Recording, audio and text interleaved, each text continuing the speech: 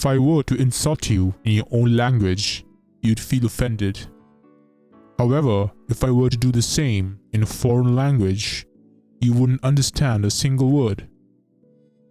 It'd just be random noises coming out of my mouth. What this means is that words are merely a medium used to communicate thoughts. When we think of affirmations, we usually think of the conscious practice of repeating certain sentences over and over again. However, affirmations are fundamentally thoughts and emotions bundled together, which we utter repeatedly, and that ends up impressing our subconscious minds. This includes thoughts that cross our minds unknowingly when we are doing activities such as driving, cooking, or taking a shower. It should be noted that we don't think in sentences such as I'm poor, but rather incidents that imply that I'm poor. Our thought structures imply poverty, despite our not thinking in those exact same literal terms. One of the most common patterns that I noticed when I first started affirming is that we tend to think in terms of strict cause and effect. We tend to think that affirmations directly change reality, when in fact, it's always the subconscious mind that we're changing first, that in turn changes our reality in accordance to our beliefs. It doesn't matter what kind of technique we're applying, we're always trying to impress the subconscious mind before anything else.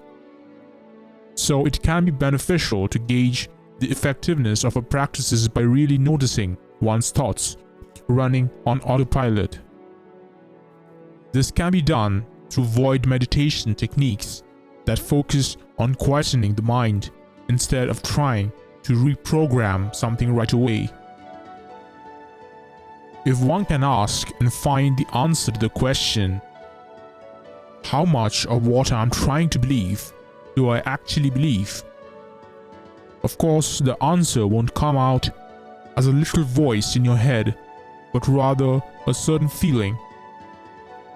It takes a bit of practice to be in tune with that voice, but it can range from feeling disappointed to feeling a sense of peace emanating from your being. So instead of gauging progress in terms of the number of times we are affirming, we can take breaks and verify its effectiveness.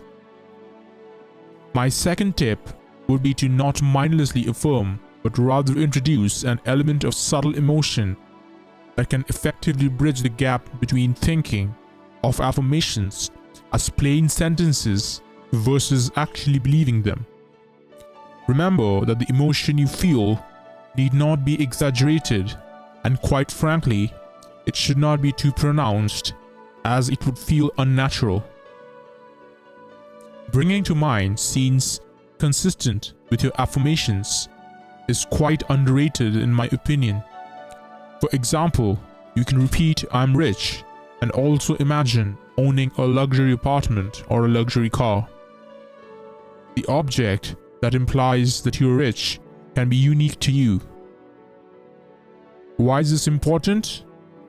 Like I stated at the start of the video, the default manner in which we have been affirming throughout our lives was never in objective literal terms, but rather as subjective events that imply the truth of our affirmations.